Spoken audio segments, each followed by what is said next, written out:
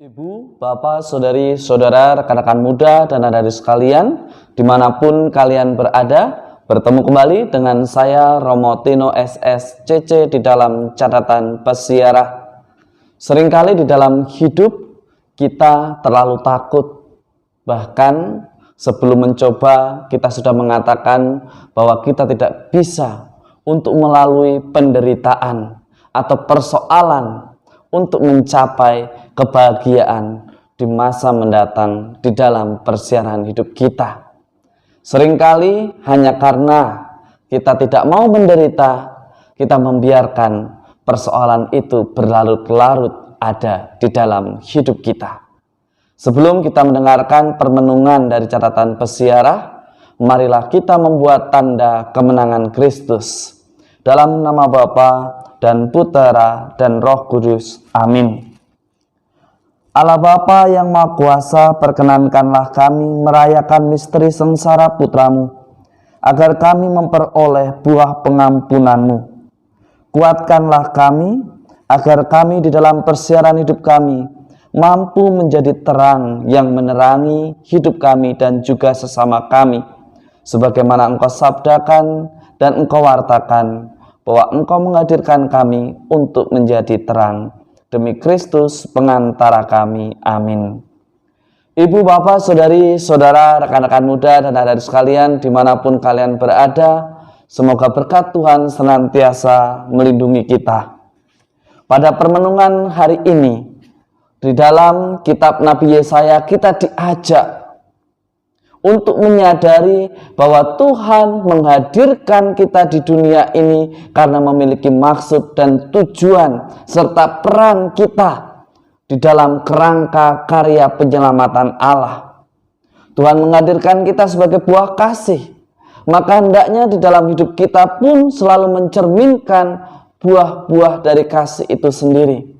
Apakah kasih tidak perlu menderita?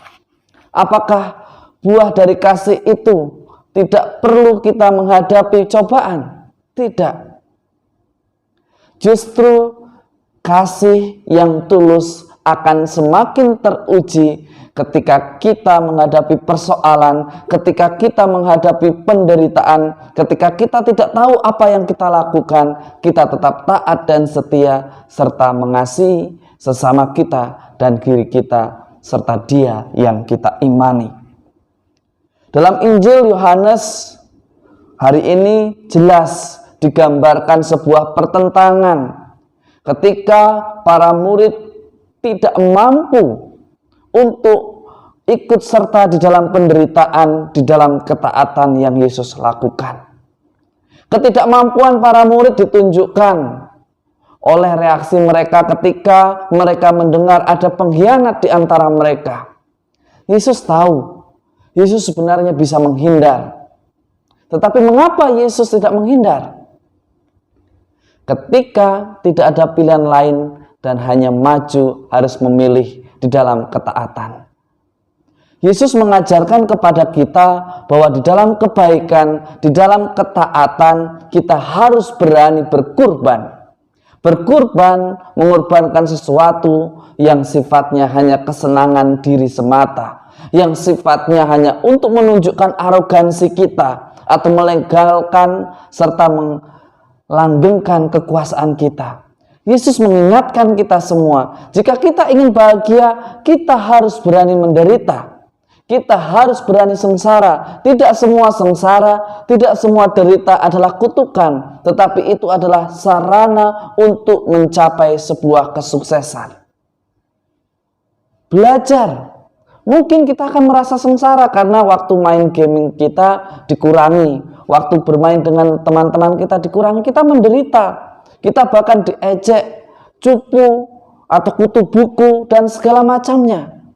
Tetapi Tuhan mau mengajarkan ketika kita setia, ketika kita taat untuk terus belajar, maka kita akan memiliki kesempatan untuk bekerja lebih banyak daripada kita yang membuang waktu untuk belajar.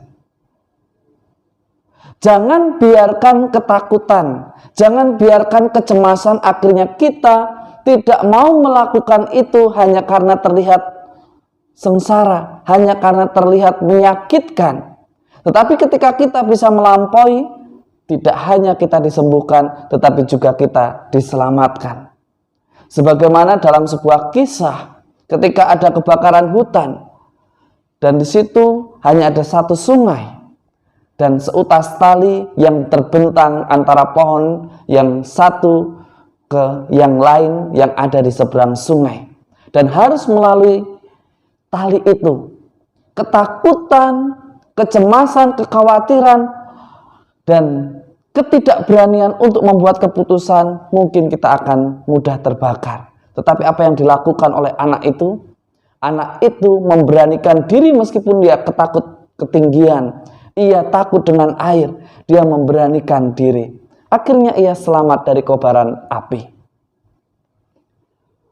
Satu hal yang dapat kita petik dari pengalaman para murid yang dikisahkan dalam Injil Yohanes, dan juga kisah seorang anak yang mencoba menyelamatkan diri dari kebakaran hutan dengan seutas tali yang terikat di sana.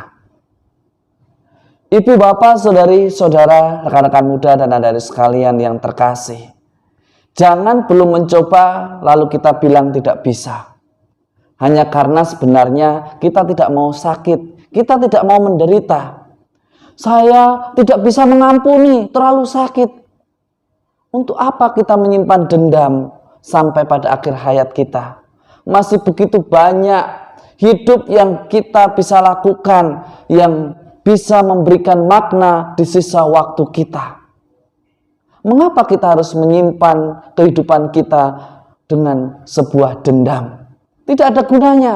Mari kita maafkan, kita ampuni, meskipun kita sakit, kita hadapi.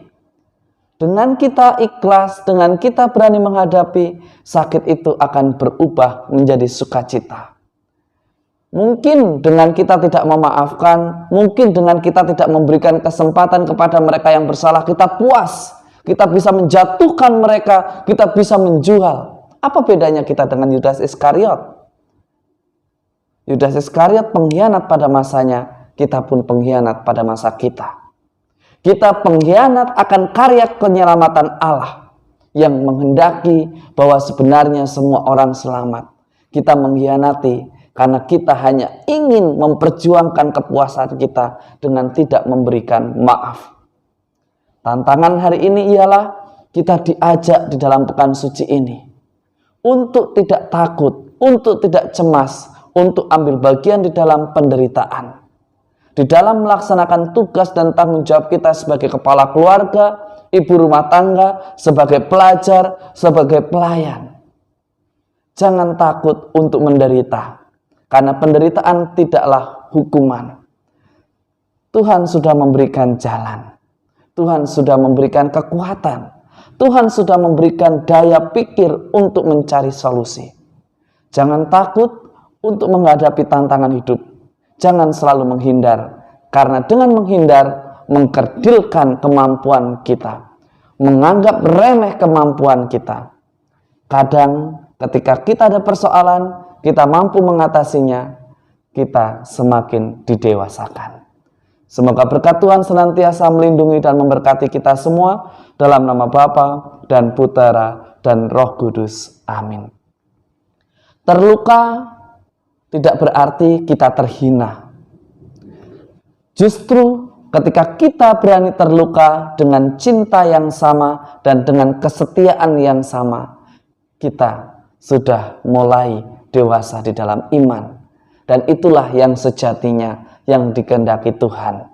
Karena Tuhan menghendaki kita tidak hanya menjadi terang bagi diri sendiri, tetapi bagi sesama. Selamat beraktivitas, Tuhan memberkati. Amin.